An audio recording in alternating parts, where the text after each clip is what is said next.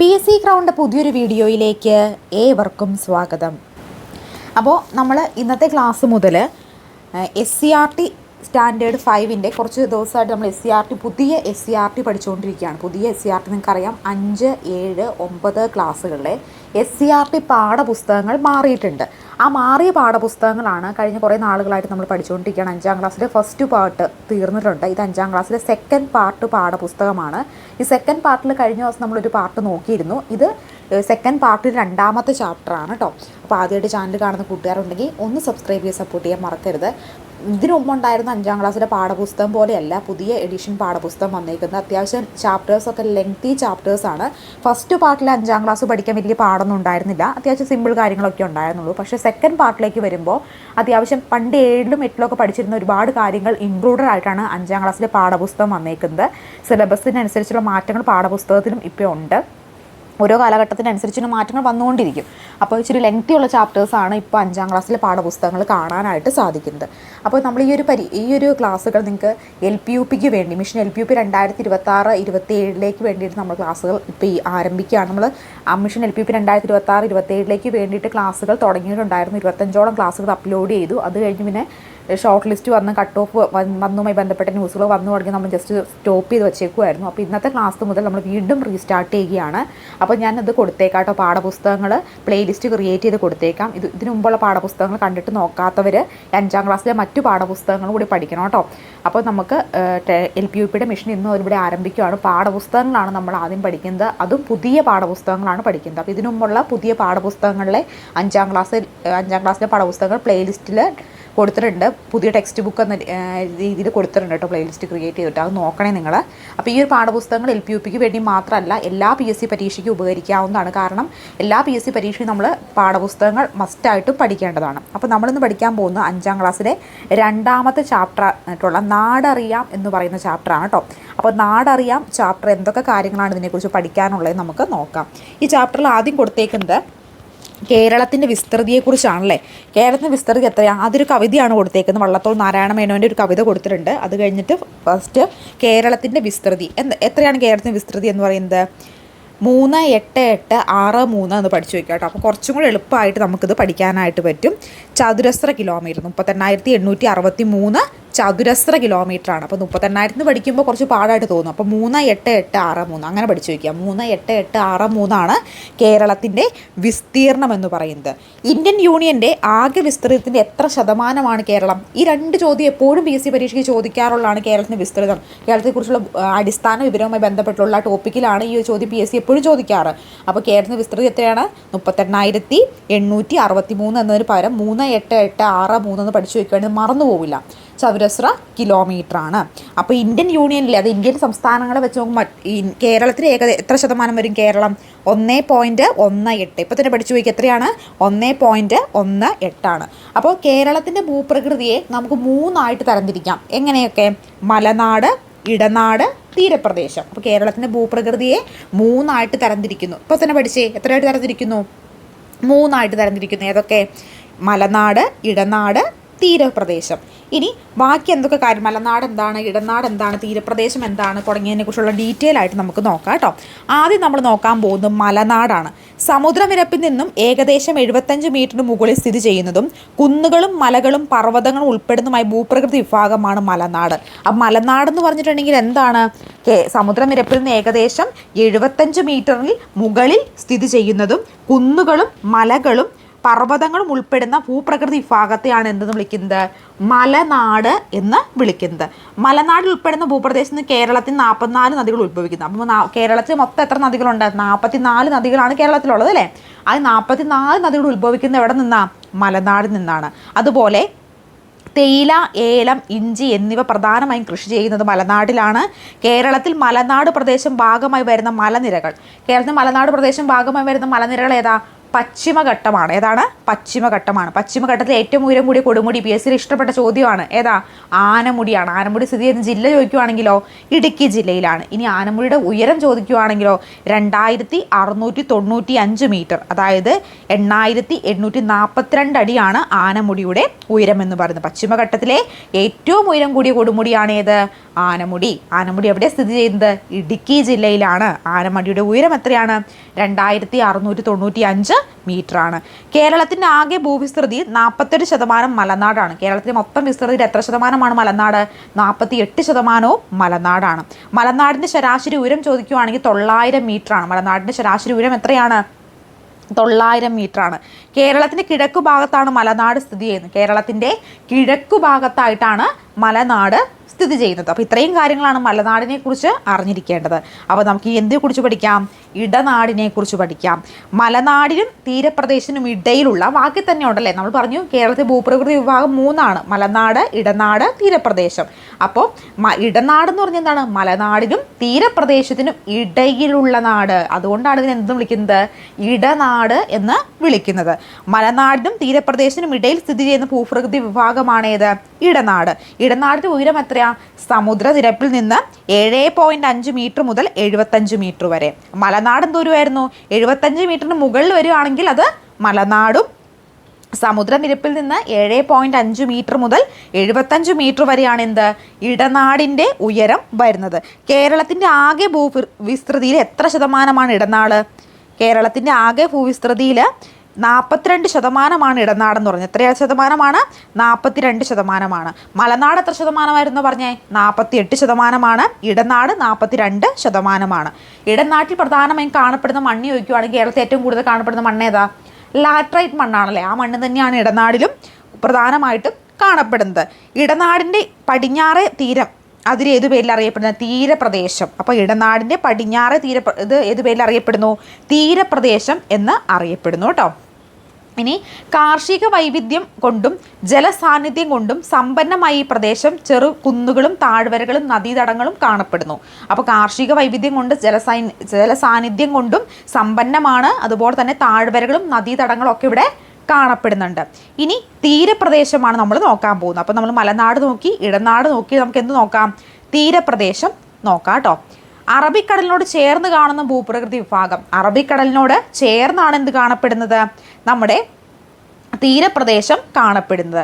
കടൽത്തീരത്തിനടുത്ത് സ്ഥിതി ചെയ്യുന്ന ഈ പ്രദേശത്ത് സമുദ്രനിരപ്പിൽ നിന്നും 7.5 മീറ്റർ വരെ ദൂരമുള്ളൂ. അപ്പോൾ സമുദ്രനിരത്തിനടുത്തായതുകൊണ്ട് എത്രയാണ്? 7.5 മീറ്റർ വരെയാണ് ദൂരമുള്ളൂ. 75 മീറ്റർ മുകളിലാണെങ്കിൽ മലനാടും, 7.5 മീറ്റർ മുതൽ 75 മീറ്റർ വരെയാണെങ്കിൽ ഇടനാടും, 7.5 മീറ്റർ വരെയാണെങ്കിൽ അത് തീരപ്രദേശവുമാണ്. എക്കൽ അടിഞ്ഞുണ്ടായ സമതലങ്ങൾ, മണക്കൂനകൾ, കടൽ തീരം, കായലുകൾ, വെള്ളക്കെട്ടുകൾ എന്നിവയൊക്കെ ഉൾപ്പെട്ടതാണ് ഏത്? നമ്മുടെ തീരപ്രദേശം എന്ന് പറയുന്നത്. അപ്പോൾ എക്കൽ അടിഞ്ഞുണ്ടായ സമതലങ്ങളും മൺകൂനകളും കടൽ തീരവും കായലും ഒക്കെ ചേർന്നാണ് തീരപ്രദേശം ഉണ്ടായിരിക്കുന്നത്. കേരളത്തിൻ്റെ ഭൂവിസ്തൃതിയുടെ 10% തീരപ്രദേശം. മലനാട് എത്ര ശതമാനം പറഞ്ഞേ? 48% മലനാടെന്ന് പറയുന്നത്. ഇടനാട് എത്ര ശതമാനമായിരുന്നു? 42% ഇടനാട്. തീരപ്രദേശമാണെങ്കിലോ 10% തീരപ്രദേശം. ഇനി കേരളത്തിന് തീരദേശ ദൈർഘ്യം എത്രയാ? എപ്പോഴും PSC ചോദിക്കുന്ന ചോദ്യമാണ് കേരളത്തിന് തീരദേശ ദൈർഘ്യം എത്രയാണെന്ന്. 580 കിലോമീറ്റർ ആണ്. എത്രയാണ്? 580 കിലോമീറ്റർ ആണ് കേരളത്തിൻ്റെ തീരദേശ ദൈർഘ്യം എന്ന് പറയുന്നത്. കേരളത്തിൽ കടൽത്തീരമുള്ള ജില്ലകൾ എത്ര ജില്ലകൾക്കാണെങ്കിൽ എത്ര ജില്ലയുണ്ട് മൊത്തം കേരളത്തിൽ? 14 ജില്ലയാണ് കേരളത്തിൽ മൊത്തം ഉള്ളത് അല്ലേ. അതിൽ എത്ര ജില്ലയ്ക്ക് കടൽത്തീരമുണ്ട്? 9 ജില്ലയ്ക്കാണ് കടൽത്തീരമുള്ളത്. ബാക്കി 5 ജില്ലയ്ക്ക് കടൽത്തീരമില്ല. ഇനി കടൽത്തീരമില്ലാത്ത ജില്ല ഏതൊക്കെയാ? പത്തനംതിട്ട, കോട്ടയം, ഇടുക്കി, പാലക്കാട്, വയനാട്. അപ്പോൾ 14 ജില്ലകളിൽ 9 ജില്ലയ്ക്കാണ് കടൽത്തീരമുള്ളത് കേരളത്തിൽ. ബാക്കി 5 ജില്ലയ്ക്ക് കടൽത്തീരമില്ല. കടൽത്തീരമില്ലാത്ത ജില്ല ചോദിക്കുവാണെങ്കിൽ പത്തനംതിട്ട, കോട്ടയം, ഇടുക്കി, പാലക്കാട്, വയനാട്. പത്തനംതിട്ട, കോട്ടയം, ഇടുക്കി, പാലക്കാട്, വയനാട്. ബാക്കിയുള്ള എല്ലാ ജില്ലയ്ക്കും എന്താണ്? കടൽത്തീരമുണ്ട്. അപ്പോൾ തിരുവനന്തപുരം, കൊല്ലം, പത്തനംതിട്ട, ആലപ്പുഴ, കോട്ടയം, ഇടുക്കി, എറണാകുളം, തൃശ്ശൂർ, പാലക്കാട്, മലപ്പുറം, കോഴിക്കോട്, വയനാട്, കണ്ണൂർ, കാസർഗോഡ്, ഇങ്ങനെ 14 ജില്ലകളുണ്ട്. ഈ 14 ജില്ലകളിൽ 9 ജില്ലയ്ക്ക് കടൽത്തീരമുണ്ട്, 5 ജില്ലയ്ക്ക് കടൽത്തീരമില്ല. അപ്പോൾ ഈ 5 ഏതൊക്കെയാണ് 5 ജില്ല? കടൽത്തീരമില്ലാത്ത 5 ജില്ലകൾ പഠിച്ചു വയ്ക്കുക. അതിൽ പെടാത്തതായിരിക്കും ഏത്? കടൽത്തീരമുള്ള ജില്ലകളെന്ന് ഓർത്തിരിക്കുക. അപ്പോൾ പത്തനംതിട്ട, കോട്ടയം, ഇടുക്കി, വയനാട്, പാലക്കാട് എന്നീ ജില്ലയ്ക്ക് കടൽത്തീരം ഇല്ല. ഏറ്റവും കൂടുതൽ കടൽത്തീരമുള്ള ജില്ല ഏതാ? കണ്ണൂർ ജില്ലയാണ്. കണ്ണൂർ ജില്ലയ്ക്കാണ് ഏറ്റവും കൂടുതൽ കടൽത്തീരം ഉള്ളത്. ഏറ്റവും കുറവ് കടൽത്തീരമുള്ള ജില്ല ചോദിക്കുകയാണെങ്കിൽ കൊല്ലം ജില്ലയ്ക്കാണ്. കൊല്ലം ജില്ലയ്ക്കാണ് ഏറ്റവും കുറവ് കടൽത്തീരമുള്ളത്. ഏറ്റവും കൂടുതൽ കടൽത്തീരമുള്ള ജില്ല കണ്ണൂർ ജില്ലയാണ്. തീരപ്രദേശത്തെ പ്രധാന കാർഷിക വിളകളാണ് നെല്ല്, തെങ്ങ്. തീരപ്രദേശത്ത് പ്രധാനമായിട്ടുള്ള കാർഷിക വിള ഏതൊക്കെയാണ്? നെല്ലും തെങ്ങുമാണ്. അപ്പോൾ geological survey of India geological സ്മാരകമായി പ്രഖ്യാപിച്ച ലാറ്ററൈറ്റ് കുന്ന് ഏതാണെന്ന് ചോദിക്കുകയാണെങ്കിൽ അങ്ങാടിപ്പുറം ലാറ്ററൈറ്റ് കുന്നാണ് കേട്ടോ. Geological survey of India geological സ്മാരകമായി പ്രഖ്യാപിച്ച ലാറ്ററൈറ്റ് കുന്ന് ചോദിക്കുകയാണെങ്കിൽ അങ്ങാടിപ്പുറം ലാറ്ററൈറ്റ് കുന്ന് മലപ്പുറം ജില്ലയിലാണിത് സ്ഥിതി ചെയ്യുന്നത്. അപ്പോൾ നമ്മൾ കേരളത്തിൻ്റെ ഭൂപ്രകൃതിയായിട്ടുള്ള മലനാട്, ഇടനാട്, തീരപ്രദേശത്തെക്കുറിച്ച് പഠിച്ചു. ഇനി നമുക്ക് അടുത്ത് പഠിക്കാം കേരളത്തിൻ്റെ കാലാവസ്ഥയെക്കുറിച്ച്. കേരളത്തിൽ പ്രധാനമായും 2 മഴക്കാലങ്ങളാണുള്ളത്. എല്ലാവർക്കും അറിയാലോ, കേരളത്തിൽ പ്രധാനമായിട്ട് 2 മഴക്കാലങ്ങളാണ് ഉള്ളത്. ഒന്ന് തെക്കു പടിഞ്ഞാറൻ മൺസൂൺ കാലവും, അതായത് കാലവർഷം അല്ലെങ്കിൽ ഇടവപ്പാതി എന്നാണ് തെക്കു പടിഞ്ഞാറൻ മൺസൂൺ കാലം അറിയപ്പെടുന്നത്. വടക്ക് കിഴക്കൻ മൺസൂൺ കാലം ഏത് പേരിൽ അറിയപ്പെടുന്നു? തുലാവർഷം എന്ന പേരിൽ അറിയപ്പെടുന്നത്. എപ്പോഴും PSC ചോദിക്കാറുള്ളതാണ്. തെക്കു പടിഞ്ഞാറൻ മൺസൂൺ കാലം ഏത് പേരിലാണ് അറിയപ്പെടുന്നതെന്ന്. ഏതാണ്? കാലവർഷം അല്ലെങ്കിൽ ഇടവപ്പാതി എന്ന പേരിലാണ്. വടക്ക് കിഴക്കൻ മൺസൂൺ കാലമാണെങ്കിലോ തുലാവർഷം എന്ന പേരിലാണ് അറിയപ്പെടുന്നത്. കേരളത്തിൽ ലഭിക്കുന്ന മഴയുടെ ഭൂരിഭാഗവും തെക്കു പടിഞ്ഞാറൻ മൺസൂൺ കാലത്താണ്. അപ്പോൾ കേരളത്തിൽ ലഭിക്കുന്ന മഴയുടെ ഭൂരിഭാഗവും തെക്കു പടിഞ്ഞാറൻ മൺസൂൺ കാലത്താണ് വരുന്നത്. അറബിക്കടലിൽ നിന്ന് നീരാവി നിറഞ്ഞ കാറ്റാണ് ഇടവപ്പാതിക്ക് കാരണം. അറബിക്കടലിൽ നിന്ന് നീരാവി നിറഞ്ഞ കാറ്റാണ് എന്തിന് കാരണം? ഇടവപ്പാതിക്ക് കാരണം. ഒക്ടോബർ മാസത്തോടെ ആരംഭിക്കുന്ന മഴക്കാലമാണ് വടക്ക് കിഴക്കൻ മൺസൂൺ. ഒക്ടോബർ മാസത്തോടെ ആരംഭിക്കുന്ന മഴക്കാലമാണ് ഇത് വടക്ക് കിഴക്കൻ മൺസൂൺ അല്ലെങ്കിൽ തുലാവർഷം എന്ന പേരിൽ അറിയപ്പെടുന്നത്. തുലാവർഷത്തിൽ ബംഗാൾ ഉൾക്കടലിൽ നിന്നും നീരാവി നിറഞ്ഞ കാറ്റാണ് മഴ പെയ്യിപ്പിക്കുന്നത്. അപ്പോൾ എന്താണ്? തുലാവർഷത്തിൽ ബംഗാൾ ഉൾക്കടലിൽ നിന്നും നീരാവി നിറഞ്ഞ കാറ്റാണ് എന്ത് ചെയ്യുന്നത്? മഴ പെയ്യിക്കുന്നതെന്ന് ഓർക്കുക. ഇനി ചെങ്കടലിൽ കൂടി കേരളത്തിലേക്കുള്ള എളുപ്പമുള്ള മാർഗം കണ്ടെത്തിയത്, ചെങ്കടലിൽ കൂടി കേരളത്തിലേക്കുള്ള എളുപ്പമുള്ള മാർഗം കണ്ടെത്തിയത് ആരാണ്? ഹിപ്പാലസ് ആണ്. ആരാണ്? ഹിപ്പാലസ് ആണ്. ഹിപ്പാലസ് കാറ്റ് എന്നറിയപ്പെടുന്നത് ഏതാ? തെക്കു പടിഞ്ഞാറൻ മൺസൂൺ ആണ് ഹിപ്പാലസ് കാറ്റ് എന്ന പേരിൽ അറിയപ്പെടുന്നത്. മൺസൂണിൻ്റെ കവാടം എന്നറിയപ്പെടുന്ന ഇന്ത്യൻ സംസ്ഥാനം ചോദിക്കുവാണെങ്കിലോ കേരളമാണ് കേട്ടോ. മൺസൂണിൻ്റെ കവാടം എന്നറിയപ്പെടുന്ന ഇന്ത്യൻ സംസ്ഥാനമാണ് ഏത്? കേരളം. കേരളം ഉൾപ്പെടുന്ന കാലാവസ്ഥ മേഖലയാണ് ഏത്? ഉഷ്ണമേഖല. കേരളം ഉൾപ്പെടുന്ന കാലാവസ്ഥ മേഖല ഏത് പേരിൽ അറിയപ്പെടുന്നു? ഉഷ്ണമേഖല എന്ന പേരിലാണ് അറിയപ്പെടുന്നത്. കേരളത്തിൽ ഏറ്റവും കൂടുതൽ മഴ ലഭിക്കുന്ന മാസം, കേരളത്തിൽ ഏറ്റവും കൂടുതൽ മഴ ലഭിക്കുന്ന മാസം ഏതാണ്? ജൂലൈ മാസത്തിലാണ് കേരളത്തിൽ ഏറ്റവും കൂടുതൽ മഴ ലഭിക്കുന്നത്. കേരളത്തിൽ ഏറ്റവും കുറവ് മഴ ലഭിക്കുന്ന മാസമോ ജനുവരിയാണ്. കേരളത്തിൽ ഏറ്റവും കുറവ് മഴ ലഭിക്കുന്നത് ജനുവരിയിലാണ്. കേരളത്തിൽ ഏറ്റവും കൂടുതൽ മഴ ലഭിക്കുന്നത് ജൂലൈയിലാണ്. കേരളത്തിൽ ശരാശരി വാർഷിക വർഷപാതം ചോദിക്കുകയാണെങ്കിൽ 300 സെൻറ്റിമീറ്റർ ആണ്. കേരളത്തിൽ ശരാശരി വാർഷിക വർഷപാതം 300 സെൻറ്റിമീറ്റർ ആണ്. കേരളത്തിൽ ഏറ്റവും കുറവ് മഴ ലഭിക്കുന്ന മാസം ജനുവരിയും കേരളത്തിൽ ഏറ്റവും കൂടുതൽ മഴ ലഭിക്കുന്ന മാസം ജൂലൈയുമാണ്. ഇനി മൺസൂണിന് മുമ്പായുള്ള വേനൽ മഴ അറിയപ്പെടുന്ന ഏതു പേരിലാണ്? മാംഗോ ഷവർ എന്ന പേരിലാണ് മൺസൂണിന് മുമ്പായുള്ള വേനൽ മഴ അറിയപ്പെടുന്നത്. കേരളത്തിൽ ഏറ്റവും കൂടുതൽ മഴ ലഭിക്കുന്ന ജില്ല, കേരളത്തിൽ ഏറ്റവും കൂടുതൽ മഴ ലഭിക്കുന്ന ജില്ല കോഴിക്കോട് ജില്ലയാണ്. കേരളത്തിൽ ഏറ്റവും കൂടുതൽ മഴ ലഭിക്കുന്ന ജില്ല ഏതാണ്? കോഴിക്കോട് ജില്ലയാണ് കേരളത്തിൽ ഏറ്റവും കൂടുതൽ മഴ ലഭിക്കുന്നത്. കേരളത്തിൽ ഏറ്റവും കുറവ് മഴ ലഭിക്കുന്നത് തിരുവനന്തപുരത്താണ്. കേരളത്തിൽ ഏറ്റവും കുറവ് മഴ ലഭിക്കുന്നത് എവിടെയാണ്? തിരുവനന്തപുരത്താണ് കേരളത്തിൽ ഏറ്റവും കുറവ് മഴ ലഭിക്കുന്ന ജില്ല എന്ന് പറയുന്നത്. അപ്പോൾ നമ്മളിപ്പോൾ എന്താണ് കേരളത്തിൻ്റെ കാലാവസ്ഥയെക്കുറിച്ച് പഠിച്ചല്ലേ. ഇനി മൺസൂണിനെ കുറിച്ച് പഠിക്കാം. കാലത്തിൻ്റെ മാറ്റത്തിനനുസരിച്ച് ഗതി മാറി വീശുന്ന കാറ്റുകളാണ് മൺസൂൺ കാറ്റുകൾ. കേരളത്തിൻ്റെ മാറ്റത്തിനനുസരിച്ച് ഗതി മാറി വീശുന്ന കാറ്റുകളെയാണ് മൺസൂൺ കാറ്റുകൾ എന്ന് വിളിക്കുന്നത്. ജൂൺ സെപ്റ്റംബർ മാസങ്ങളിൽ ഭൂമധ്യരേഖയ്ക്ക് വടക്ക് ഇന്ത്യൻ സമുദ്രത്തിൽ തെക്കു പടിഞ്ഞാറൻ ദിശയിൽ നിന്നും കരയിലേക്ക് വീശുന്ന മഴക്കാറ്റുകളാണ് തെക്കു പടിഞ്ഞാറൻ മൺസൂൺ കാറ്റുകൾ. അപ്പോൾ തെക്കു പടിഞ്ഞാറൻ മൺസൂൺ കാറ്റ് എന്ന് പറഞ്ഞാൽ എന്താണ്? ജൂൺ സെപ്റ്റംബർ മാസങ്ങളിൽ ഭൂമധ്യരേഖയ്ക്ക് വടക്ക് ഇന്ത്യൻ സമുദ്രത്തിൽ നിന്നും തെക്കു പടിഞ്ഞാറ് ദിശയിൽ നിന്നും കരയിലേക്ക് വീശുന്ന മഴക്കാറ്റുകളെയാണ് തെക്കു പടിഞ്ഞാറൻ മൺസൂൺ കാറ്റുകൾ എന്ന് വിളിക്കുന്നത്. കടലിൽ നിന്ന് വീശിയെത്തുന്നതിനാൽ ഇവ ഈർപ്പ വാഹിനികളാണ്. കരയിലേക്ക് പ്രവേശിക്കുന്ന ഈ കാറ്റുകൾ പശ്ചിമഘട്ട മലനിരകൾ തടഞ്ഞു നിർത്തുന്നു. ഇതിൻ്റെ ഫലമായി കേരളം ഉൾപ്പെടുന്ന പടിഞ്ഞാറൻ തീരങ്ങളിൽ ഉയർന്ന തോതിൽ മഴ ലഭിക്കുന്നു. ഇതാണ് തെക്കു പടിഞ്ഞാറൻ മൺസൂൺ എന്ന് പറയുന്നത്. അപ്പോൾ കടലിൽ നിന്ന് വീശിയെത്തുന്ന ഈ ഈർപ്പവാഹികളാണിവ. കരയിലേക്ക് പ്രവേശിക്കുന്ന ഈ കാറ്റുകൾ പശ്ചിമഘട്ട മലനിരകൾ തടഞ്ഞു നിർത്തുന്നു. ഇതിൻ്റെ ഫലമായി കേരളം ഉൾപ്പെടുന്ന പടിഞ്ഞാറൻ തീരങ്ങളിൽ ഉയർന്ന തോതിൽ മഴ ലഭിക്കുന്നു. ഇതാണ് തെക്കു പടിഞ്ഞാറൻ മൺസൂൺ എന്ന് പറയുന്നത്. ഒക്ടോബർ നവംബർ മാസങ്ങളിൽ നേർവേ വിപരീത ദിശയിൽ വടക്ക് കിഴക്കുന്ന് വീശുന്ന മൺസൂൺ കാറ്റുകൾ വടക്ക് കിഴക്കൻ മൺസൂൺ കാറ്റുകൾ എന്നും അറിയപ്പെടുന്നു. അപ്പോൾ ഒക്ടോബർ നവംബർ മാസങ്ങളിൽ നേർ വിപരീത ദിശയിൽ വടക്ക് കിഴക്കൻ നിന്ന് വീശുന്ന മൺസൂൺ കാറ്റുകളെ വടക്ക് കിഴക്കൻ മൺസൂൺ കാറ്റുകൾ എന്നാണ് വിളിക്കുന്നത്. ഈ കാറ്റുകളുടെ ഒരു ഭാഗം ബംഗാൾ ഉൾക്കടലിൽ മുകളിലൂടെ കടന്നു പോകുന്നതിനാൽ പൂരിതമാവുകയും ഇന്ത്യയുടെ തെക്കു പടിഞ്ഞാറ് പലയിടങ്ങളിലും മഴയ്ക്ക് കാരണമാവുകയും ചെയ്യുന്നു. ഈ കാറ്റുകളുടെ ഒരു ഭാഗം ബംഗാൾ ഉൾക്കടലിന് മുകളിലൂടെ കടന്നു പോകുന്നതിനാൽ ഈർപ്പപൂരിതമാവുകയും ഇന്ത്യയുടെ തെക്കു സംസ്ഥാനങ്ങളിൽ പലയിടങ്ങളിലും മഴയ്ക്ക് കാരണമാവുകയും ഒക്കെ ഈ ഒരു കാറ്റ് ചെയ്യുന്നുണ്ട്. അപ്പോൾ നമ്മളിപ്പോൾ എന്തൊക്കെ നോക്കി? ബേസിക് ആയിട്ട് നമ്മൾ കേരളത്തെക്കുറിച്ച് നോക്കി. അതുകൂടാതെ തന്നെ എന്ത് നോക്കിയിരുന്നു? കേരളത്തിൻ്റെ ഭൂപ്രകൃതി വിഭാഗം നോക്കി. അതുപോലെ കേരളത്തിൻ്റെ കാലാവസ്ഥ നോക്കി. ഇനി നമുക്ക് കേരളത്തിലെ മണ്ണിനങ്ങളെക്കുറിച്ച് നോക്കാം.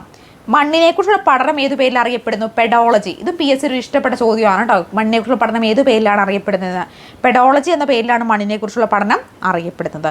ഭൂമിയിൽ ജീവൻ്റെ നിലനിൽപ്പിന് കാരണമായ പ്രധാന ഘടകമാണ് ഏത്? മണ്ണെന്ന് പറയുന്നത്. ഭൂമിയിൽ ജീവൻ്റെ നിലനിൽപ്പിന് കാരണമായ പ്രധാന ഘടകം ഏതാ? മണ്ണാണ്. പാറ പൊടിഞ്ഞു മണ്ണായി മാറുന്ന പ്രക്രിയ ദീർഘകാലം കൊണ്ടാണ് നടക്കുന്നത്. പാറ പൊടിഞ്ഞു മണ്ണായി മാറുന്ന പ്രക്രിയ ഒരുപാട് കാലം കൊണ്ടാണ് നടക്കുന്നത്. മണ്ണിൻ്റെ രൂപീകരണത്തെ സ്വാധീനിക്കുന്ന ഘടകങ്ങൾ. മണ്ണിൻ്റെ രൂപീകരണത്തെ സ്വാധീനിക്കുന്ന ഏതൊക്കെ ഘടകങ്ങളുണ്ട്? ഭൂപ്രകൃതി, കാലാവസ്ഥ, സസ്യങ്ങളും ജന്തുക്കളും, മാതൃശില, കാലപ്പഴക്കമൊക്കെ മണ്ണിൻ്റെ രൂപീകരണത്തെ സ്വാധീനിക്കുന്ന പ്രധാനപ്പെട്ട ഘടകങ്ങളാണ്. 1 ഇഞ്ച് കനത്തിൽ മണ്ണ് രൂപപ്പെടാൻ 1000-ലധികം വർഷങ്ങൾ വേണ്ടി വരുമെന്നാണ് കണക്കാക്കപ്പെടുന്നത്. അപ്പോൾ ഒരു ഇഞ്ച് കനത്തിൽ മണ്ണ് രൂപപ്പെടാൻ എന്താണ്? 1000കണക്കിന് വർഷങ്ങൾ വേണ്ടി വരുന്നു. കേരളത്തിലെ പ്രധാനപ്പെട്ട മണ്ണിനങ്ങൾ ഏതൊക്കെയാണ്? കേരളത്തിൽ മൊത്തം 7 മണ്ണിനങ്ങളാണ് പ്രധാനമായിട്ടും ഉള്ളത്. അപ്പോൾ ചെങ്കൽ മണ്ണ്, ചെമ്മണ്ണ്, എക്കൽ മണ്ണ്, വനമണ്ണ്, കറുത്ത മണ്ണ്, പീറ്റുമണ്ണ്, ഓണാട്ടുകര മണ്ണ് എന്നിവയൊക്കെയാണ് കേരളത്തിലെ പ്രധാനപ്പെട്ട മണ്ണിനങ്ങൾ. അപ്പോൾ കേരളത്തിലെ പ്രധാനപ്പെട്ട മണ്ണിനങ്ങൾ ഏതൊക്കെയാണ്? ചെങ്കൽ മണ്ണ്, ചെമ്മണ്ണ്, എക്കൽ മണ്ണ്, വനമണ്ണ്, കറുത്ത മണ്ണ്, പീറ്റുമണ്ണ്, ഓണാട്ടുകര മണ്ണൊക്കെ കേരളത്തിലെ പ്രധാനപ്പെട്ട മണ്ണിനങ്ങളാണ്. അടിസ്ഥാനപരമായി കേരളത്തിലെ മണ്ണിന് ഒരു അമ്ല സ്വഭാവമാണുള്ളത്. അടിസ്ഥാനപരമായിട്ട് കേരളത്തിലെ മണ്ണിന് ഒരു അമ്ല സ്വഭാവമാണുള്ളത്. കേരളത്തിലെ മണ്ണിന് കാർബൺ സംവഹന ശേഷിയും ജലത്തെ നിലനിർത്താനുള്ള കഴിവും ഫോസ്ഫേറ്റ് ധാതുക്കൾ എന്നിവയെ മണ്ണിൽ ഉറപ്പിക്കാനുള്ള കഴിവും വളരെ കുറവാണ്. കേരളത്തിലെ മണ്ണിന് കാർബൺ സംവഹന ശേഷിയും ജലത്തെ നിലനിർത്താനുള്ള കഴിവും ഫോസ്ഫേറ്റ് ധാതുക്കൾ എന്നിവയെ മണ്ണിൽ ഉറപ്പിക്കാനുള്ള കഴിവ് എങ്ങനെയാണ്? കുറവായിട്ടുള്ളൊരു മണ്ണിനമാണ് കേരളത്തിൽ പ്രധാനമായിട്ടും ഉള്ളത്. ഇനി നമ്മൾ നേരത്തെ പറഞ്ഞിട്ടുള്ള ഓരോ മണ്ണിനത്തെക്കുറിച്ച് നമുക്കൊന്ന് പഠിക്കാം. കേരളത്തിലെ പ്രധാനപ്പെട്ട മണ്ണിനങ്ങളിൽ ഒന്നാണ് ചെങ്കൽ മണ്ണെന്ന് പറയുന്നത്. കേരളത്തിൽ ഏറ്റവും കൂടുതലായിട്ട് കാണപ്പെടുന്ന മണ്ണാണ് ഏത്? ചെങ്കൽ മണ്ണ് അല്ലെങ്കിൽ ലാറ്ററൈറ്റ് മണ്ണെന്ന് പറയുന്നത്. തെങ്ങ്, വാഴ, കുരുമുളക്, കശുമാവ്, മരച്ചീനി, കൈതച്ചക്ക, റബ്ബർ എന്നിവയ്ക്കൊക്കെ അനുയോജ്യമായിട്ടുള്ള ഒരു മണ്ണിനമാണ് ഈ ചെങ്കൽ മണ്ണ് അല്ലെങ്കിൽ ലാറ്ററൈറ്റ് മണ്ണെന്ന് പറയുന്നത്. അപ്പോൾ ഏറ്റവും കൂടുതൽ കേരളത്തിൽ കാണപ്പെടുന്ന മണ്ണും ഏത് തന്നെയാണ്? ചെങ്കൽ മണ്ണ് അല്ലെങ്കിൽ ലാറ്ററൈറ്റ് മണ്ണെന്നറിയപ്പെടുന്ന ഈ ഒരു മണ്ണാണ്. നനയുമ്പോൾ പശിമയും വെയിലേക്കുമ്പോൾ കാഠിന്യവും പ്രകടമാകുന്ന മണ്ണ് അമ്ലഗുണം കൂടുതലാണ്. അപ്പോൾ നനയുമ്പോൾ ഒരു പശുവശപ്പും വെറ്റാകുമ്പോൾ എന്താണ്? വെയിലേക്കുമ്പോൾ ഒരു കാഠിന്യവുമാണ് ഈ മണ്ണിനുള്ളത്. അമ്ലഗുണം കൂടുതലുമാണ്. അടുത്തതാണ് ചെമ്മണ്ണ് എന്ന് പറയുന്നത്. ഇരുമ്പിൻ്റെ അംശം കൂടുതലുള്ളതിനാൽ ചുമപ്പ് നിറത്തിൽ കാണപ്പെടുന്നു. ഇരുമ്പിൻ്റെ അംശം കൂടുതലുള്ളതിനാൽ ചുമപ്പ് നിറത്തിൽ കാണപ്പെടുന്നു. ചെമ്മണ്ണിനെ എന്ന് വിളിക്കുന്നു? റെഡ് സോയിൽ എന്നും വിളിക്കുന്നു. കേരളത്തിൽ തിരുവനന്തപുരം, നെയ്യാറ്റിൻകര പ്രദേശങ്ങളിൽ കൂടുതലായി കാണപ്പെടുന്നു. തിരുവനന്തപുരം, നെയ്യാറ്റിൻകര എന്നീ പ്രദേശങ്ങളിൽ കൂടുതലായിട്ട് ചെമ്മണ്ണ് കാണപ്പെടുന്നത്. അടുത്താണ് എക്കൽ മണ്ണ്. തീരങ്ങളിലാണ് എക്കൽ മണ്ണ് കൂടുതലായിട്ട് കാണപ്പെടുന്നത്. ഫലഭൂഷ്ടി കൂടുതലുള്ളതും എക്കൽ മണ്ണിൽ നെല്ല്, വാഴ, പച്ചക്കറികൾ എന്നിവ കൃഷി ചെയ്യുന്നു. അപ്പോൾ ഫലഭൂഷ്ടി എക്കൽ മണ്ണിൽ കൂടുതലായതുകൊണ്ട് തന്നെ ഇവിടെ നെല്ല്, വാഴ, പച്ചക്കറിയൊക്കെ കൂടുതലായിട്ട് കൃഷി ചെയ്യുന്നു. വെള്ളപ്പൊക്കത്തിന് ശേഷം എക്കൽ അടിയുന്നതിന് വളക്കൂറ് കൂടുതലാണ്. വെള്ളപ്പൊക്കത്തിന് ശേഷമാണ് എക്കൽ മണ്ണ് അടിയുന്നതെങ്കിൽ അവിടെ വളക്കൂറ് കൂടുതലായിരിക്കും. ഇനി അടുത്തതാണ് വനമണ്ണ് എന്ന് പറയുന്നത്. കേരളത്തിൽ ആകെ ഭൂവിസ്തൃതിയുടെ 25% കാണപ്പെടുന്നത് വനമണ്ണാണ്. കേരളത്തിൽ ആകെ ഭൂവിസ്തൃതിയുടെ 25% എന്ത് തന്നെയാണ്? വനമണ്ണ് തന്നെയാണ്. അമ്ലാംശം, ജൈവാംശം, നൈട്രജൻ എന്നിവ അടങ്ങിയിട്ടുണ്ട്. അമ്ലാംശവും ജൈവാംശവും നൈട്രജൻ എന്നിവ ഇതിൽ അടങ്ങിയിട്ടുണ്ട്. ലോക മണ്ണ് ദിനം ഐക്യരാഷ്ട്രസഭ പ്രഖ്യാപിച്ചെന്നാണ്. ഇതും പ്രീവിയസ് ഇയർ പലതവണ PSC ചോദിച്ചുള്ള ചോദ്യമാണ്. ഡിസംബർ 9 ലോക മണ്ണ് ദിനം എന്ന് പറയുന്നത്. എന്താണ്? ഡിസംബർ 9. അന്താരാഷ്ട്ര മണ്ണ് വർഷം ചോദിക്കുകയാണെങ്കിൽ 2015. ഇതും PSC ചോദിച്ചുള്ള ചോദ്യമാണ് കേട്ടോ. അന്താരാഷ്ട്ര മണ്ണ് വർഷം എന്നാണ്? 2015 അന്താരാഷ്ട്ര മണ്ണ് വർഷം. ലോക മണ്ണ് ദിനമായി ഐക്യരാഷ്ട്രസഭ ആചരിക്കുന്നത് ഡിസംബർ 5 കൂടി ഓർക്കുക. ഇനി നമുക്ക് അടുത്ത മണ്ണിനെ കുറിച്ച് നോക്കാം. കറുത്ത മണ്ണ്. കേരളത്തിൽ പാലക്കാട് ജില്ലയിലെ ചിറ്റൂർ താലൂക്കിൽ മാത്രം കാണപ്പെടുന്ന മണ്ണാണ് കറുത്ത മണ്ണ് കേട്ടോ. കേരളത്തിലെ പാലക്കാട് ജില്ലയിലെ ചിറ്റൂർ താലൂക്കിലാണ് എന്ത് കാണപ്പെടുന്നത്? ഈ കറുത്ത മണ്ണ് കാണപ്പെടുന്നത്.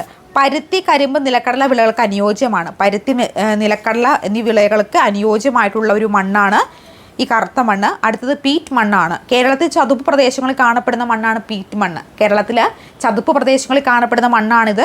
അതുപോലെ കണ്ടൽച്ചെടികളുടെ വളർച്ചയ്ക്ക് അനുയോജ്യമായിട്ടുള്ള ഒരു മണ്ണ് കൂടിയാണ്. അടുത്തതാണ് ഓണാട്ടുകര മണ്ണ്.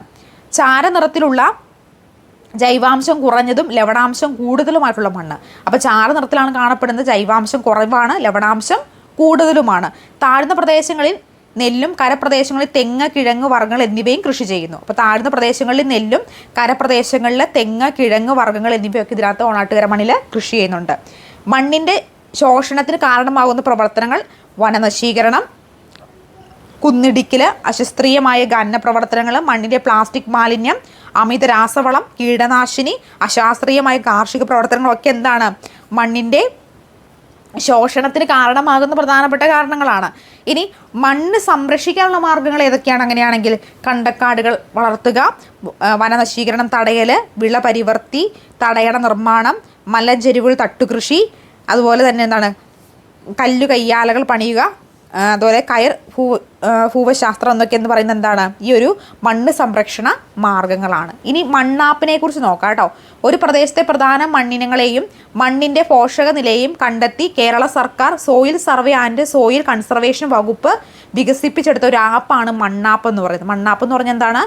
Soil survey and soil conservation വകുപ്പ് വികസിപ്പിച്ചെടുത്തിട്ടുള്ള ഒരു ആപ്പാണിത്. എന്താണ് ഈ ആപ്പിൻ്റെ കൊണ്ടുള്ള പ്രയോജനം? ഒരു പ്രദേശത്തെ പ്രധാന മണ്ണിനങ്ങളെയും മണ്ണിൻ്റെ പോഷക നിലയെയും കണ്ടെത്താനായിട്ട് കേരള സർക്കാർ തുടങ്ങിയിട്ടുള്ള ഒരു സംരംഭമാണ് ഈ മണ്ണാപ്പ് കേട്ടോ. ഇനി കേരളത്തിലെ ജലസ്രോതസ്സുകൾ. നമ്മൾ കേരളത്തിലെ മണ്ണിനങ്ങളെക്കുറിച്ച് പഠിച്ചു, നമ്മൾ കേരളത്തിലെ ജലസ്രോതസ്സുകളെ കുറിച്ച് പഠിക്കാം. ജലസമൃദ്ധി എന്ന കവിത എഴുതിയത് മുരുകൻ കാട്ടാക്കടയാണ്. ജലസമൃദ്ധി എന്ന് പറയുന്ന കവിത എഴുതിയത് ആരാണ്? മുരുകൻ കാട്ടാക്കടയാണ്. കേരളത്തിലെ മൊത്തം നദികളുടെ എണ്ണം 44ആണ്. പടിഞ്ഞാറോട്ട് ഒഴുകുന്ന നദികൾ 41, കിഴക്കോട്ട് ഒഴുകുന്ന നദികൾ 3. ഏതൊക്കെയാണ് കിഴക്കോട്ട് ഒഴുകുന്ന നദികൾ?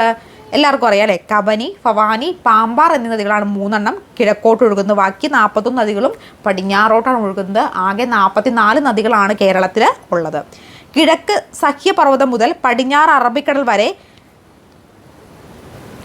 കയറ്റിറക്കങ്ങളോടുകൂടി ചെരിവായി നിലകൊള്ളുന്ന ഭൂപ്രകൃതിയാണ് കേരളത്തിൻ്റേത്. കിഴക്കു സഹ്യപർവ്വതം മുതൽ പടിഞ്ഞാറ് അറബിക്കടൽ വരെ കയറ്റിറക്കങ്ങളോടുകൂടി ചെരിവായി നിലകൊള്ളുന്ന ഭൂപ്രകൃതിയാണേത് കേരളത്തിനുള്ളത്. കേരളത്തിൽ ഒഴുകുന്ന നദികൾ ഉത്ഭവിക്കുന്ന പർവ്വതനിര പശ്ചിമഘട്ടമാണ്. പശ്ചിമഘട്ടത്തിൽ നിന്നാണ് എല്ലാ നദികളും ഉത്ഭവിക്കുന്നത്. ജലസംരക്ഷണം ഉറപ്പുവരുത്താനുള്ള മാർഗ്ഗങ്ങൾ ഏതൊക്കെയാണ്? മഴക്കുഴി ഉണ്ടാക്കുക, മഴവെള്ള സംഭരണി, തടയണ, പുതയിടൽ എന്നിവയൊക്കെ ജലസംരക്ഷണത്തിന് ഉറപ്പുവരുത്തുന്ന മാർഗങ്ങളാണ്. ജലത്തിൻ്റെ ഭൗതിക ഗുണങ്ങളെയും രാസഗുണങ്ങളെയും ജൈവപരമായ സവിശേഷതകളെയും വരുന്ന ഹാനികരമായ മാറ്റമാണ് ജലമലിനീകരണം എന്ന് പറയുന്നത്. ജലത്തിൻ്റെ ഭൗതിക ഗുണങ്ങളിലും രാസഗുണങ്ങളിലും ജൈവപരമായ സവിശേഷതകളിലും വരുന്ന ഹാനികരമായിട്ട് മാറ്റം ഏത് പേരിൽ അറിയപ്പെടുന്നു? ജലമലിനീകരണം എന്ന പേരിലാണ് അറിയപ്പെടുന്നത്. ഇനി നമുക്ക് ജലസ്രോതസ്സുകൾ സംരക്ഷിക്കാനുള്ള വിവിധ സർക്കാർ പദ്ധതികളെക്കുറിച്ച് പഠിക്കാം. എന്തൊക്കെയാണ് ജലസ്രോതസ്സുകൾ സംരക്ഷിക്കാനുള്ള സർക്കാരിൻ്റെ വിവിധ പദ്ധതികൾ? ഒന്ന്, ഇനി ഞാൻ ഒഴുകട്ടെ പദ്ധതിയുടെ പേരാണ്. അത് ഹരിത കേരളം മിഷനാണ് ഇനി ഞാൻ ഒഴുകട്ടെ എന്ന് പറയുന്ന പദ്ധതി നടപ്പിലാക്കുന്നത്. അടുത്തത് മാലിന്യ വിമുക്ത നവകേരളം. മാലിന്യ വിമുക്ത നവകേരളമാണ്. തദ്ദേശ സ്വയംഭരണ വകുപ്പാണ് ഈ ഒരു പരിപാടി നടത്തുന്നത്. മറ്റൊന്ന് തെളിനീരൊഴുകും കേരളം. പദ്ധതിയുടെ പേര് തെളിനീരൊഴുകും കേരളം. തദ്ദേശ സ്വയംഭരണ വകുപ്പാണ് തെളിനീരൊഴുകും കേരളവും പദ്ധതി നടപ്പിലാക്കുന്നത്. ജൽജീവൻ മിഷൻ. ജൽജീവൻ മിഷൻ കേന്ദ്ര സർക്കാരാണ്. അപ്പോൾ ബാക്കി തന്നെ ഉണ്ടല്ലോ ജൽജീവൻ, ഹിന്ദി ടച്ച് ഉണ്ട്. അപ്പോൾ കേന്ദ്ര സർക്കാരായിരിക്കും അത് കൊണ്ടുവരുന്നതെന്ന് ഓർക്കാൻ പറ്റും. ഇനി ഞാൻ ഒഴുകട്ടെ ഹരിത കേരളം മിഷൻ. മാലിന്യമുക്ത നവകേരളം തദ്ദേശ സ്വയംഭരണ വകുപ്പ്.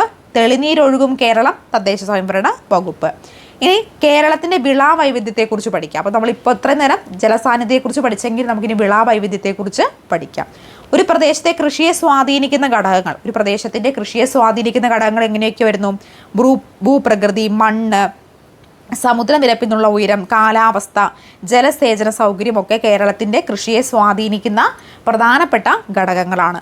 സമുദ്രനിരപ്പിൽ നിന്നും കൂടുതലും മൂലം അനുഭവപ്പെടുന്നു തണുത്ത കാലാവസ്ഥ, ഭൂമിയുടെ ചരിവ് എന്നിവ മലനാട് പ്രദേശത്ത് തേയില, കാപ്പി, ഏലം മുതലായവയുടെ കൃഷിക്ക് അനുയോജ്യമാണ്. അപ്പോൾ സമുദ്രനിരപ്പിൽ നിന്നുള്ള ഉയരക്കൂടുതൽ മൂലം അനുഭവപ്പെടുന്ന തണുത്ത കാലാവസ്ഥ, ഭൂമിയുടെ ചരിവ് എന്നിവ മലനാട് പ്രദേശത്ത് തേയില, കാപ്പി, ഏലം മുതലായവയുടെ കൃഷിക്ക് അനുയോജ്യമായിട്ടുള്ളതാണ്. ഇടനാട് പ്രദേശത്ത് പ്രധാന കൃഷികൾ ചോദിക്കുകയാണെങ്കിൽ കിഴങ്ങുവർഗ്ഗങ്ങൾ, വാഴ, റബ്ബറൊക്കെ ഇടനാട് പ്രദേശത്തെ പ്രധാനപ്പെട്ട കൃഷികളാണ്. ഇന്ത്യയിൽ ഏറ്റവും കൂടുതൽ റബ്ബർ കൃഷി ചെയ്യുന്ന സംസ്ഥാനമാണ് ഏത്? കേരളം. റബ്ബർ കൃഷിക്ക് ഏറ്റവും അനുയോജ്യമായിട്ടുള്ള മണ്ണ് കേരളത്തിൽ ഏറ്റവും കൂടുതൽ കാണപ്പെടുന്ന ചെങ്കൽ മണ്ണ് അല്ലെങ്കിൽ ലാറ്ററൈറ്റ് മണ്ണാണ്. തേയില വ്യാപകമായി കൃഷി ചെയ്യുന്ന പ്രദേശങ്ങൾ ചോദിക്കുകയാണെങ്കിൽ മൂന്നാർ, പീരിമേട്, മേപ്പടി, വൈത്തിരി, പൊന്മുടി എന്നിവയൊക്കെയാണ് തേയില പ്രധാനമായിട്ടും കൃഷി ചെയ്യുന്നത്. മൂന്നാറും പീരിമേടും ഇടുക്കി ജില്ലയിലും, മേപ്പാടിയും വൈത്തിരിയും വയനാട് ജില്ലയിലും, പൊന്മുടി തിരുവനന്തപുരം ജില്ലയിലുമാണ് സ്ഥിതി ചെയ്യുന്നത്. സമുദ്രനിരപ്പിന് താഴെ നെൽകൃഷി ലോകത്തിലെ ഏക പ്രദേശം. സമുദ്രനിരപ്പിന് താഴെ നെൽകൃഷിയുള്ള ലോകത്തിലെ ഏക പ്രദേശമാണ് കേരളത്തിലെ കുട്ടനാട്. കുട്ടനാട് സ്ഥിതി ചെയ്യുന്നത് ആലപ്പുഴ ജില്ലയിലാണ്. ഇനി കേരളത്തിലെ ആധുനിക കൃഷിരീതികൾ. കേരളത്തിലെ ആധുനിക കൃഷിരീതികൾ എന്ന് പറയുന്നത് ഏതൊക്കെയാണ്? 3 പ്രധാനപ്പെട്ട കൃഷിരീതികളാണ് ഇവിടെ പറയുന്നത്. ഒന്ന് ഹൈഡ്രോപോണിക്സ്, ചെടികളെ പോഷക ലായനിയിൽ വളർത്തുന്ന രീതി. ഇപ്പോൾ നമ്മൾ ഈ വെള്ളത്തിൽ ഇറക്കിയ ചെടികൾ വളർത്തുന്ന രീതിയില്ലേ, അതിനാണ് ഹൈഡ്രോപോണിക്സ് എന്ന് പറയുന്നത് കേട്ടോ. മണ്ണില്ലാതെയുള്ള കൃഷിരീതിയാണ് ഹൈഡ്രോപോണിക്സ്. മണ്ണില്ലാതെ ജലത്തിൽ ചെടി ഇറക്കി വെച്ച് ചെയ്യുന്ന രീതി. ഇനി എയറോപോണിക്സ്, വേരുകൾ വായുവിലേക്ക് വളർന്നിറങ്ങുന്ന രീതിയിൽ സസ്യങ്ങളെ വളർത്തി പോഷകങ്ങൾ വേരുകളിലേക്ക് നേരിട്ട് സ്പ്രേ ചെയ്ത് കൊടുക്കുന്ന കൃഷിരീതിയാണ്. മണ്ണില്ലാതെയുള്ള കൃഷിരീതിയാണ് എയറോപോണിക്സ്. എയറോപോണിക്സും എന്ത് തന്നെയാണ്? ഹൈഡ്രോപോണിക്സും എയറോപോണിക്സും മണ്ണില്ലാതെയുള്ള കൃഷിയാണ്. എയറോപോണിക്സ്, എയർ എന്ന് വെച്ചാൽ എയറിൽ മണ്ണില്ലാതെ വേരുകൾ വായുവിലേക്ക് വളർന്ന രീതിയിൽ കെട്ടിനിർത്തുന്ന രീതിയാണ്. വേരുകളിലേക്ക് എന്താണ് പോഷകങ്ങളൊക്കെ സ്പ്രേ ചെയ്ത് കൊടുക്കുകയാണ് ചെയ്യുന്നത്. ഹൈഡ്രോപോണിക്സ് ചെടികൾ പോഷക ലായനിയിൽ വെള്ളത്തിൽ പോഷക ലായനി ഒഴിച്ച് അവർ നടുന്ന രീതിയാണ് ഹൈഡ്രോപോണിക്സ് എന്ന് പറയുന്നത്. ഇനി മൈക്രോ ഗ്രീൻ എന്ന് പറഞ്ഞാൽ ചില പ്രത്യേക ഇനം ഭക്ഷ്യവിളകൾ ഏതാനും നാളുകൾ മാത്രം വളർത്തിയെടുക്കാനും ഭക്ഷണത്തിന് ഉപയോഗിക്കുന്ന രീതിയാണ് മൈക്രോ ഗ്രീൻ എന്ന് പറയുന്നത്. പൂർണ്ണ വളർച്ച എത്തിയ ചെടികളേക്കാൾ 5 മടങ്ങേറെ പോഷകാഹാരം ഇതിലുണ്ട്. ചുമന്ന ചീര, പച്ചച്ചീര, കടുക്, മല്ലി, ഉലുവ തുടങ്ങിയ ഇനങ്ങൾ ഇത്തരത്തിൽ വളർത്തിയെടുക്കുന്നു. ഇനി കേരളത്തിൽ വിളവെടുപ്പുമായി ബന്ധപ്പെട്ട ആഘോഷങ്ങൾ ഏതാ? 2 ആഘോഷമാണ് കേരളത്തിൽ വിളവെടുപ്പുമായി ബന്ധപ്പെട്ടുള്ളത്. ഒന്ന് ഓണവും മറ്റൊന്ന് വിഷുവുമാണ്. മഴക്കാലത്ത് ശേഷം കേരളത്തിലെ ജലാശയങ്ങളിൽ നടക്കുന്ന വള്ളംകളി മത്സരങ്ങൾ, വയലുകളിൽ നടക്കുന്ന കാളകൂട്ട് മത്സരങ്ങൾ എന്നിവ കാലാവസ്ഥയും ഭൂപ്രകൃതിയുമായി ബന്ധപ്പെട്ട ആഘോഷങ്ങൾക്ക് ഉദാഹരണമാണ്. മഴക്കാലത്ത് ശേഷം കേരളത്തിൽ ജലാശയങ്ങൾ നടക്കുന്ന വള്ളംകളി മത്സരങ്ങളും വയലുകൾ നടക്കുന്ന കളിപ്പൂട്ട് മത്സരങ്ങൾ എന്നിവ കാലാവസ്ഥയും ഭൂപ്രകൃതിയും ബന്ധപ്പെട്ട ആഘോഷങ്ങൾക്ക് ഉദാഹരണമാണ്. ഇനി കേരളത്തിൻ്റെ തൊഴിൽ വൈവിധ്യങ്ങൾ നോക്കാം കേട്ടോ. ഭൂപ്രകൃതിയും തൊഴിലുമാണ് ഇവിടെ കൊടുത്തേക്കുന്നത്. ഭൂപ്രകൃതി മലനാടിലാണെങ്കിൽ പ്രധാനപ്പെട്ട തൊഴിൽ തേയില, റബ്ബർ, കാപ്പിയൊക്കെ കൃഷി ചെയ്യുന്നു. ഇടനാട്ടിലാണെങ്കിൽ തെങ്ങ്, റബ്ബർ, നെൽകൃഷിയൊക്കെ കൂടുതലായിട്ടുള്ളത്. തീരപ്രദേശത്താണെങ്കിൽ മത്സ്യബന്ധനം, നെൽകൃഷി എന്നിവയൊക്കെയാണ്. ഇതിൽ നിങ്ങൾ ഏത് പ്രദേശത്താണ് താമസിക്കുന്നതെന്നൊന്ന് കമൻറ്റ് ചെയ്ത് തരാം കേട്ടോ. മലനാടിലാണോ, ഇടനാടിലാണോ, തീരപ്രദേശത്താണോ? ഞാൻ ഇടനാടിലാണോ കേട്ടോ താമസിക്കുന്നത്. അപ്പോൾ നിങ്ങൾ ഏത് ഭൂപ്രകൃതിയിൽ വിടുന്ന സ്ഥലത്താണ് താമസിക്കുന്നത് ചുമ്മാ ഒന്ന് കമൻറ്റ് ചെയ്ത് തരാം കേട്ടോ. ഇന്ത്യയിൽ ഏറ്റവും കൂടുതൽ റബ്ബർ കൃഷി ചെയ്യുന്നത് എവിടെയാണ്? ഇതിൽ ഏറ്റവും കൂടുതൽ റബ്ബർ കൃഷി ചെയ്യുന്നത് കേരളത്തിലാണ് കേട്ടോ. കാരണം എന്താ? റബ്ബർ കൃഷിക്ക് ഏറ്റവും അനുയോജ്യമായിട്ടുള്ള മണ്ണായിട്ടുള്ള ലാറ്ററൈറ്റ് മണ്ണ് കേരളത്തിൽ കൂടുതലുള്ളത് കൊണ്ടാണ് കേരളത്തിൽ ഏറ്റവും കൂടുതൽ റബ്ബർ കൃഷി ചെയ്യുന്നത്. കേരളത്തിലേക്ക് റബ്ബർ കൃഷി കൊണ്ടുവന്ന ആരാണ്? ജോൺ ജോസഫ് മർഫി എന്ന് പറയുന്ന വ്യക്തിയാണ് കേരളത്തിലേക്ക് ആദ്യമായിട്ട് റബ്ബർ കൃഷി കൊണ്ടുവരുന്നത്. പ്രാദേശിക കൃഷിയുമായി ബന്ധപ്പെട്ട തൊഴിലുകൾ ഏതൊക്കെയാണ്? താറാവ് വളർത്തൽ, മീൻപിടുത്തം, തേൻ ശേഖരണം, കയർ വ്യവസായം എന്നിവയൊക്കെയാണ് പ്രാദേശിക കൃഷിയുമായി ബന്ധപ്പെട്ട തൊഴിലുകൾ എന്ന് പറയുന്നത്. ഇനി അടുത്തത് പ്രകൃതി ദുരന്തങ്ങളാണ് നമ്മൾ നോക്കാൻ പോകുന്നത്. ജീവനും സ്വത്തിനും പരിസ്ഥിതിക്കും അപായകരമായ പ്രകൃതി പ്രതിഭാസങ്ങളാണ് പ്രകൃതി ദുരന്തങ്ങൾ അല്ലേ. ഇത്തരം പ്രകൃതി ദുരന്തങ്ങൾ മനുഷ്യരുടെ മറ്റു ജീവജാലങ്ങളെ പ്രതികൂലമായി ബാധിക്കുന്നു. അപ്പോൾ മനുഷ്യനും ജീവനും സ്വത്തിനും മറ്റു പ്രകൃതിക്കും ഒക്കെ ദോഷകരമായിട്ട് ബാധിക്കുന്നതാണ് പ്രകൃതി ദുരന്തങ്ങൾ. ചുഴലിക്കാറ്റ്, കാട്ടുതീ, പ്രളയം, സുനാമി, ഉരുൾപൊട്ടൽ, ഭൂമികുലുക്കമൊക്കെ ഇതിൽപ്പെടുന്ന പ്രകൃതി ദുരന്തങ്ങളാണ്. പ്രകൃതിദത്തമായ കാരണങ്ങൾ ഉണ്ടാകുന്ന ദുരന്തങ്ങളാണ് പ്രകൃതി ദുരന്തങ്ങൾ എന്നറിയപ്പെടുന്നത്. കേരളത്തിൽ സുനാമി ഉണ്ടായതെന്നാ 2004 കേരളത്തിൽ സുനാമി ഉണ്ടാകുന്നത്. 2004 ഡിസംബർ 26 കേരളത്തിൽ സുനാമി ഉണ്ടാകുന്നത്. കേരളത്തിൽ പ്രളയം ഉണ്ടായതെന്നാ 2018, 2019 കേരളത്തിൽ പ്രളയം ഉണ്ടാകുന്നത്. 2018 മഹാപ്രളയത്തെക്കുറിച്ചുള്ള മലയാള സിനിമ ഏതാണ്? 2018 സംവിധാനം ജൂഡ് ആൻ്റണി ജോസഫ് സംവിധാനം ചെയ്ത 2018 പ്രളയത്തെക്കുറിച്ചുള്ള സിനിമയാണ് ഏത്? 2018 എന്ന് പറയുന്ന സിനിമ. പ്രകൃതി ദുരന്തങ്ങളുടെ നിവാരണത്തിനും ലഘൂകരണത്തിനുമായി പ്രവർത്തിക്കുന്ന സർക്കാർ വകുപ്പുകളും സംവിധാനങ്ങളും. പ്രകൃതി ദുരന്തങ്ങളുടെ നിവാരണത്തിനും ലഘൂകരണത്തിനുമായി പ്രവർത്തിക്കുന്ന സർക്കാർ വകുപ്പുകളും സംവിധാനങ്ങളും ഏതൊക്കെയാണ്? ഒന്ന് കേരള റവന്യൂ ദുരന്ത നിവാരണ വകുപ്പ്, സംസ്ഥാന ദുരന്ത നിവാരണ അതോറിറ്റി, ജില്ലാ ദുരന്ത നിവാരണ അതോറിറ്റി, ദുരന്ത സാധ്യത അപഗ്രഥന cell, land and disaster management institute. അപ്പോൾ 5 സ്ഥാപനങ്ങളാണ് പ്രധാനമായിട്ടും കേരളത്തിൽ പ്രവർത്തിക്കുന്ന പ്രകൃതി ദുരന്തങ്ങൾ നിവാരണത്തിൽ പ്രവർത്തിക്കുന്ന പ്രധാനപ്പെട്ട സ്ഥാപനങ്ങൾ. കേരള റവന്യൂ ദുരന്ത നിവാരണ വകുപ്പ്, സംസ്ഥാന ദുരന്ത നിവാരണ അതോറിറ്റി, ജില്ലാ ദുരന്ത നിവാരണ അതോറിറ്റി, ദുരന്ത സാധ്യത അപഗ്രഥന സെല്ല്, ലാൻഡ് ആൻഡ് ഡിസ്ലാൻഡ് മാനേജ്മെൻറ്റ് ഇൻസ്റ്റിറ്റ്യൂട്ട് എന്നിവയ്ക്കാണ് ഇതിൽ പ്രധാനമായിട്ടും പ്രവർത്തിക്കുന്ന സർക്കാർ വകുപ്പ് സംവിധാനങ്ങൾ. ഇനി കേരളത്തിൽ ഏറ്റവും കൂടുതൽ ഭീഷണി ഉയർത്തുന്ന ദുരന്തം ഏതാ? ഉരുൾപൊട്ടലാണ് കേട്ടോ. കേരളത്തിൽ ഏറ്റവും കൂടുതൽ ഭീഷണി ഉൾപ്പെടുന്ന ദുരന്തം എന്ന് പറയുന്നത് ഉരുൾപൊട്ടലാണ്. കേരളത്തിലെ ഉരുൾപൊട്ടൽ പ്രദേശങ്ങൾ ഏതൊക്കെയാണ്? പുത്തുമല ദുരന്തം നടന്ന വയനാട് ജില്ലയിലാണ്. ഇത് PSC ചോദിച്ചു കാണാറുള്ള ചോദ്യമാണ് കേട്ടോ. ചോദിക്കാറുള്ള പുത്തുമല ദുരന്തം നടന്നിട്ടുള്ളത് 2010 നടന്ന പുത്തുമല ദുരന്തം ഏത് ജില്ലയിലാണ്? അല്ലെങ്കിൽ കവളപ്പാറ ദുരന്തം നടന്നത് 2019 ഏത് ജില്ലയിലാണ്? ജില്ലയാണ് ഇത് കൂടുതലും ചോദിക്കുന്നത് കേട്ടോ. അപ്പോൾ കേരളത്തിൽ പുത്തുമല ദുരന്തം നടന്ന് വയനാട് ജില്ലയിലാണ് 2019. കവളപ്പാറ ദുരന്തം നടന്ന് മലപ്പുറം ജില്ലയിലാണ് 2019. പെട്ടിമുടി ദുരന്തം നടന്നത് ഇടുക്കി ജില്ലയിൽ 2020. കുട്ടിക്കാനം ദുരന്തം നടന്നത് കോട്ടയം ജില്ലയിൽ 2021. മുണ്ടക്കൈ ചൂരൽമല നമ്മുടെ ഏറ്റവും വലിയ വേദനകളിൽ ഒന്നായിട്ട് ലേറ്റസ്റ്റ് ആയിട്ട് നടന്ന ഉരുൾപൊട്ടലാണ് ഏത്? മുണ്ടക്കൈ ചൂരൽമല അല്ലേ. അത് എന്നാ നടന്നത്? വയനാട് ജില്ലയിൽ 2024 ഈ വർഷമാണ് ആ ദുരന്തം നടന്നത്. അപ്പോൾ മുന്നൊരുക്കങ്ങൾ, ഇനി നമ്മൾ നോക്കാൻ പോകുന്നത് മുന്നൊരുക്കങ്ങളെ കുറിച്ചിട്ടാണ് കേട്ടോ. ദുരന്ത നിവാരണ പ്രവർത്തനങ്ങൾ. ആധുനിക സാങ്കേതിക വിദ്യയുടെ സഹായത്തോടെ ചില ദുരന്തങ്ങൾ മുൻകൂട്ടി അറിയുക. അതുപോലെ തന്നെ ദുരന്ത സമയത്ത് രക്ഷാപ്രവർത്തനം ആവശ്യമായ സംവിധാനം ഒരുക്കുക. ദുരന്ത പ്രവർത്തനം, ദുരിതബാധിതരെ പുനരധിവസിപ്പിക്കുക. ഇനി ദുരിതസാധ്യത മേഖല മുന്നറിയിപ്പുകൾ നൽകി ബോധവൽക്കരണത്തിനും ജനങ്ങളെ മാറ്റിപ്പാർപ്പിക്കുന്നതിനും നടപടികൾ സ്വീകരിക്കുക. ദുരിതാശ്വാസ ക്യാമ്പുകൾ സ്ഥാപിച്ച് ഭക്ഷണം, വസ്ത്രം, താമസ സൗകര്യം, ചികിത്സ എന്നിവ ലഭ്യമാക്കുന്നതിനുള്ള ആസൂത്രണം നടത്തുക. അത് കഴിഞ്ഞിട്ടുള്ള പ്രവർത്തനം എന്താണ്? ഭാവിയിൽ ഉണ്ടാകും സാധ്യതയുള്ള ദുരന്ത സാഹചര്യങ്ങളെ പ്രതിരോധിക്കുന്നതിനുള്ള നടപടികൾ സ്വീകരിക്കുക. ഇത്രയുമാണ് ചെയ്യേണ്ട മുന്നൊരുക്കങ്ങൾ. ചരിവുള്ള പ്രദേശങ്ങളിൽ അതിശക്തമായ മഴ പെയ്യുമ്പോൾ ഇളകിയ പാറയുടെയും മറ്റും അടിയിൽ മണ്ണ് വെള്ളത്തിൽ തള്ളൽ മൂലം താഴേക്ക് നീങ്ങുന്നിടാകുന്നു. ഭൂഗുരുത്തം മൂലം ആ ഭാഗം ഒന്നാകെ വൻ ശബ്ദത്തോടെ ഇടിഞ്ഞു വരുന്ന പ്രതിഭാസമാണേത്? ഉരുൾപൊട്ടൽ എന്ന് പറയുന്നത്. മഴക്കാലത്ത് ധാരാളമായി വെള്ളം ഒഴുകിയെത്തുമ്പോൾ നദികൾക്ക് ആ വെള്ളം മുഴുവൻ ഉൾക്കൊള്ളാൻ കഴിയാതിരിക്കുകയും നദി കരകവിഞ്ഞൊഴുകുകയും ചെയ്യുന്ന പ്രതിഭാസം വെള്ളപ്പൊക്കം. കനത്ത മഴയെ തുടർന്ന് നോക്കി നിൽക്കെ ജലനിരപ്പ് ഉയർന്ന പ്രതിഭാസം മലവെള്ളപ്പാച്ചിൽ. പ്രകൃതി ദുരന്തങ്ങളിൽ ഏറ്റവും പ്രഭാചിതവും വിനാശശക്തി കൂടുതലുമായിട്ടുള്ള ദുരന്തം ഏതാ? അത് ഭൂകമ്പമാണ് കേട്ടോ. ഭൂകമ്പം നിമിഷ നേരം കൊണ്ട് എല്ലാം തകർക്കാൻ ശേഷിയുള്ള ഒന്നാണ്. പ്രകൃതി ദുരന്തമാണ് ഈ ഭൂകമ്പം എന്ന് പറയുന്നത്. വെള്ളപ്പൊക്കം. ചില ചരിത്ര രേഖകൾ. കേരളത്തിലുണ്ടായ വെള്ളപ്പൊക്കങ്ങളിൽ ഏറ്റവും പഴക്കം രേഖപ്പെടുത്തിയ വെള്ളപ്പൊക്കം ഉണ്ടായ വർഷം CE 371 CE 1341 കേരളത്തിലുണ്ടായ ഭൂകമ്പത്തെ തുടർന്നാണ് ഈ വെള്ളപ്പൊക്കം ഉണ്ടായത്. 1341 വെള്ളപ്പൊക്കത്തെക്കുറിച്ച് അറിവ് നൽകിയ ഗ്രീക്ക് പണ്ഡിതനായ പ്ലിനിയുടെ ഗ്രന്ഥമാണ് നാച്ചുറൽ ഹിസ്റ്ററി എന്ന പേരിൽ അറിയപ്പെടുന്നത്. കൊച്ചി തുറമുഖം രൂപപ്പെടാൻ കാരണമായ വെള്ളപ്പൊക്കമാണ് 1341 പെരിയാറിലെ വെള്ളപ്പൊക്കം. 99 വെള്ളപ്പൊക്കം എന്നും ഇത് അറിയപ്പെടുന്നു. നിങ്ങൾ കേട്ടിട്ടുണ്ട് 1341 വെള്ളപ്പൊക്കം ഒന്നും കേട്ടിട്ടുണ്ടാവില്ല. പണ്ട് കാരണന്മാർ പറഞ്ഞ് കേട്ടിട്ടുണ്ടാവും. 99 ഉണ്ടായ വെള്ളപ്പൊക്കം ഏറ്റവും കൂടുതൽ 2018, 19 കാലഘട്ടങ്ങളിൽ വെള്ളപ്പൊക്കം ഉണ്ടായപ്പോൾ പറഞ്ഞു കേട്ടിട്ടുള്ളതാണ്. 99 ഉണ്ടായ വെള്ളപ്പൊക്കം ഇത്ര ഇല്ലായിരുന്നു എന്നൊക്കെ മുത്തശ്ശിമാരൊക്കെ പറഞ്ഞ് നിങ്ങൾ ചിലപ്പോൾ കേട്ടിട്ടുണ്ടായിരിക്കും കേട്ടോ. കൊല്ലവർഷം 1009 ഈ വെള്ളപ്പൊക്കം നടക്കുന്നത്. CE 1924 കാലഘട്ടങ്ങളിൽ.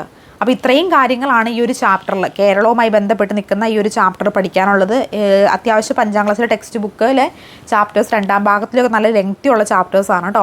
അപ്പോൾ കേരളത്തിൻ്റെ ഭൂപ്രകൃതി, നാടറിയാം എന്ന ചാപ്റ്ററിൽ കേരളത്തിൻ്റെ ഭൂപ്രകൃതിയെക്കുറിച്ച് നമ്മൾ നോക്കി. മലനാട്, ഇടനാട്, തീരപ്രദേശമാണ് വരുന്നത്. പിന്നെ കേരളത്തിൻ്റെ കാലാവസ്ഥയിൽ തെക്കു പടിഞ്ഞാറ് മൺസൂൺ കാലവും വടക്ക് കിഴക്കൻ മൺസൂൺ കാലത്തെക്കുറിച്ച് നമ്മൾ പറഞ്ഞു. പിന്നെയോ കേരളത്തിലെ മണ്ണിനങ്ങൾ ചെങ്കൽ മണ്ണ്, ചെമ്മണ്ണ്, എക്കൽ മണ്ണ്, വനമണ്ണ്, കറുത്ത മണ്ണ്, പീറ്റ് മണ്ണ്, ഓണാട്ടുകര മണ്ണ് എന്നിവയാണ് കേരളത്തിലെ പ്രധാനപ്പെട്ട മണ്ണിനങ്ങൾ. കേരളത്തിലെ ജലസ്രോതസ്സുകളുമായി ബന്ധപ്പെട്ടുള്ള കാര്യങ്ങൾ നമ്മൾ പറഞ്ഞു. പിന്നെന്തൊക്കെ പറഞ്ഞു? കേരളത്തിലെ വിളാവൈവിധ്യം, ഭൂപ്രകൃതി, മണ്ണ്, കാലാവസ്ഥ, ജലസേചന സൗകര്യമൊക്കെയാണ് വിളാവൈവിധ്യത്തെ സ്വാധീനിക്കുന്നത്.